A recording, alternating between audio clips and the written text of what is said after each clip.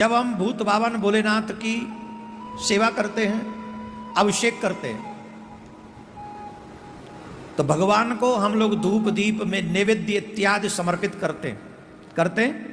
इसका लाभ क्या मिलता है बताएं कि नहीं? बता देंगे तो और भी ज्यादा करोगे। इसलिए हमारा मन है कि हर घर में भगवान के आगे दीपक जलना चाहिए, भोग लगना चाहिए। सुनिए इसका फल क्या होता है, हम बता रहे हैं आप सभी को, ध्यान से सुनिए। देवताओं को अभिषेक करने से आत्म शुद्धि होती है, हमारी आत्मा की शुद्ध होती है, आत्मा शुद्ध होती है। जो मनुष्य देवताओं का अभिषेक करते हैं, देवताओं का अभिषेक दो ही का अधिकांश होता है, राम कृष्ण नारायण एक ही है, शिव ये भी एक ही है, पर इनका भी अभिषेक होता है ना। तो इनके अभिषेक करने से आत्म शुद्धि होती है। गंध, जो हम लोग भगवान को गंध अर्पित करते हैं, उससे हमें पुण्य की प्राप्ति होती है।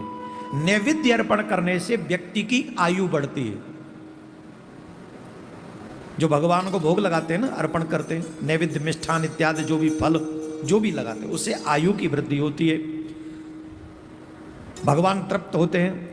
धूप निवेदन करने से धन की प्राप्ति होती है। ये जो धूप जलाते हैं ना हम लोग पूजा में, अगरबत्ती नहीं, ध्यान से सुन लें, अगरबत्ती ना धूप बत्ती। जो लोग अगरबत्ती जलाते अपने घरों में, मंदिरों में, वो पूजा के क्रम को खंडित करते हैं। सीख लीजिए आज आप, इसे कई बार बोला जा चुका है, बांस होता है बीच में, आपके पूजा क्रम को खंडित करने के लिए ही अगरबत्ती का इजाद हुआ, ये समझ लो।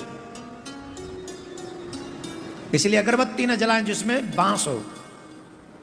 अब बिना बांस के कोई अगरबत्ती बनाता हो तो आप देखो, लेकिन शास्त्रों में धूप बत्ती का वर्णन है, अगरबत्ती का नहीं है। पहली बात तो अगर शास्त्रीय शब्द ही नहीं है।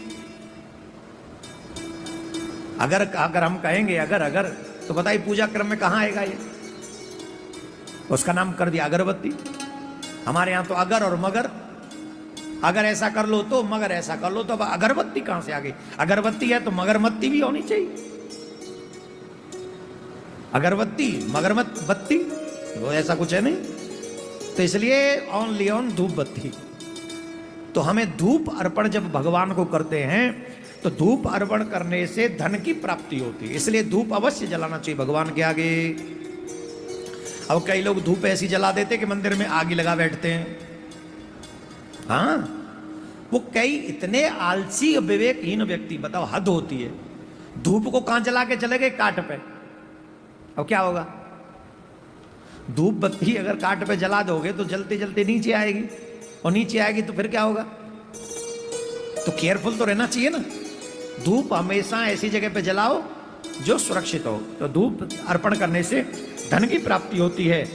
भगवान के आगे दीपक जलाने से बहुत बड़ा फल मिलता है।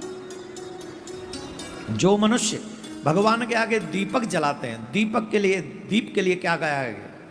वेदों में भी कहा गया है, तमसो मा ज्योतिर्गमया। ये दीप दान करने से अज्ञान नष्ट होता है, ज्ञान की प्राप्ति होती है। दीपक के लिए कहा गया है, दीप ज्योत पर ब्रह्म दीप ज्योति जनार्दन दीपो में हरत पाप संध्या दीप नमोस्तुते।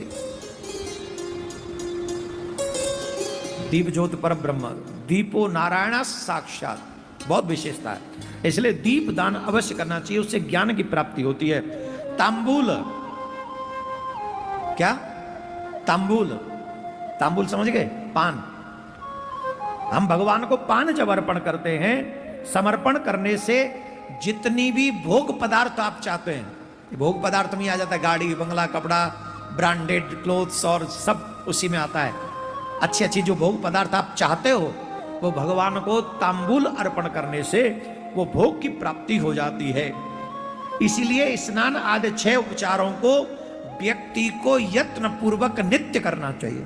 स्नान नित्य करना चाहिए। स्नान के बाद भगवान की पूजा नित्य करनी चाहिए, भगवान का अभिषेक नित्य करना चाहिए। लड्डू गोपाल जी का आप करते हैं। गंध अर्पण, चंदन इत्यादि से तिलक लगाना चाहिए, नैवेद्य अर्पण करनी चाहिए, फिर धूप जलाना चाहिए, फिर दीपक जलाना चाहिए, तांबूल अर्पण करना चाहिए, भोग लगाना चाहिए। एक क्रम करने से आपको हर चीज की प्राप्ति हो सकती है। और पहले लोग इसी से प्रसन्न रहा करते थे। आजकल लोगों को ये सब क्यों नहीं मिलता है? क्योंकि करते ही नहीं है। आज कल या कल नहीं करेंगे। क्रम बनाओ, नित्य करो, और फिर देखो कैसा चमत्कार होता है। राधे राधे बोलना पड़ेगा, और जोर से बोलना पड़ेगा। जल से अभिषेक करने पर असाध्य रोगों को शांत करने के लिए कुशोदक से रुद्राभिषेक